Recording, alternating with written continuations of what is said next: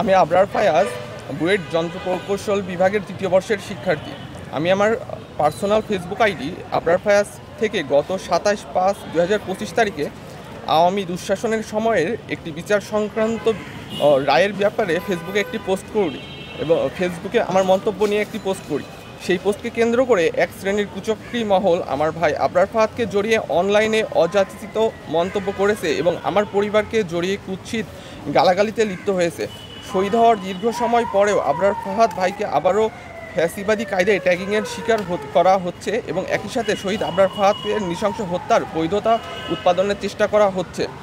গত ২৮/৫/২০২৫ তারিখ আনুমানিক বিকাল ৪টার সময় আমি যখন আমার ক্লাস শেষ করে ক্যাম্পাসে ফিরে আসি, তখন আমি আমার চোখের সামনে আসে যে একটি দৈনিক বার্তাবাজার অনলাইন সংস্করণের একটি ফেসবুক পোস্ট, যার লিঙ্কটা আমরা দিয়েছি এবং সেখানে দেখা যায় যে এই পোস্টটি টাইমলাইনে শেয়ার করেন ঢাকা মহানগর ছাত্র ইউনিয়নের সাবেক সভাপতি শাহরিয়ার ইব্রাহিম। সাথে ক্যাপশনে লেখেন, চাষি জামায়াত এর কুত্তা আবরার ফাহাদকে হত্যা করা জায়েজ ছিল দেখ তোরা।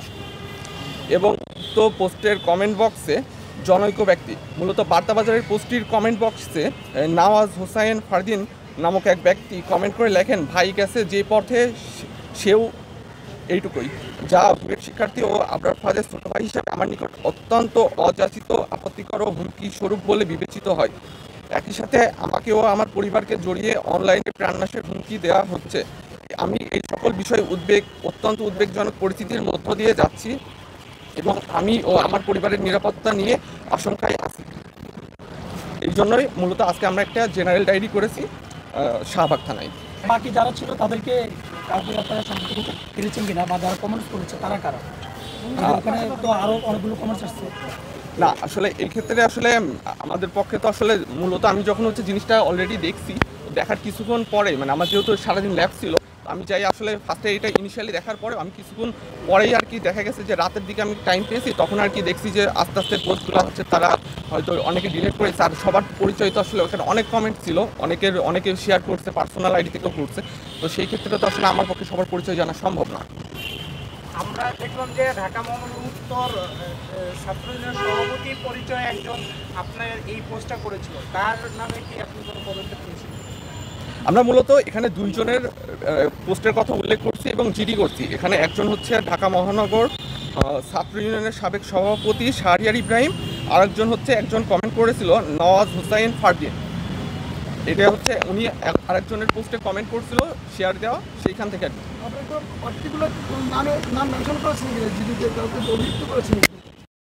নামের কথাই বললাম, শাহরিয়ার ইব্রাহিম এবং নওয়াজ হোসাইন ফারদিন। ওনারা জানিয়েছেন যে পরবর্তীতে ওনারা যোগাযোগ করবেন এবং তাদের পরবর্তী পদক্ষেপ সম্পর্কে জানাবেন।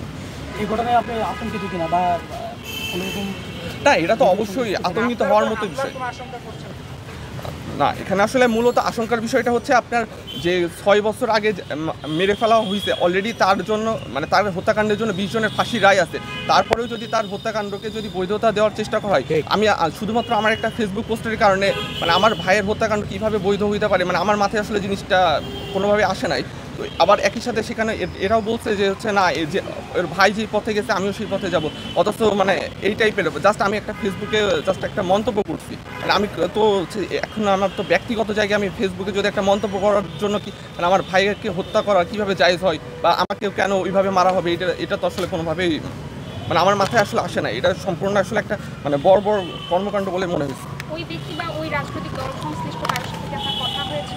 না, আমাদের সাথে আমি বলি সবসময় আমরা কখনোই সবসময় এই ধরনের ব্যাপারগুলোর চেষ্টা করি যে কোনো রকমের রাজনৈতিক দল বা কারোর সাথে কোনো রকমের যোগাযোগ না করতে, এবং তাদের পক্ষ থেকে বা কেউ আমাদের পক্ষের সাথে যোগাযোগ করার চেষ্টাও করে নাই।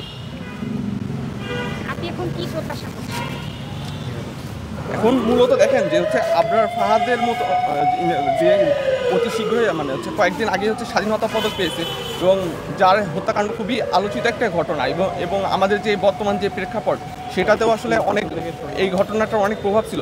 তাকেই যদি এখন আবার হত্যাকাণ্ডকে যদি বৈধতা দেওয়া হয়, তাইলে জিনিসটা তো আমাদের সবার জন্য হুমকি। শুধুমাত্র যে আমার জন্য ব্যাপারটা এমন না, এই জন্য মূলত আমি নিজের জন্য হুমকি ফিল করছি, কারণ আমি নিজেও ঢাকাতে থাকি, একা থাকি, আমি হলে থাকি, অবস্থান করি। এখন তো সবসময় তো সাথে তো কেউ থাকে না, এই জন্য।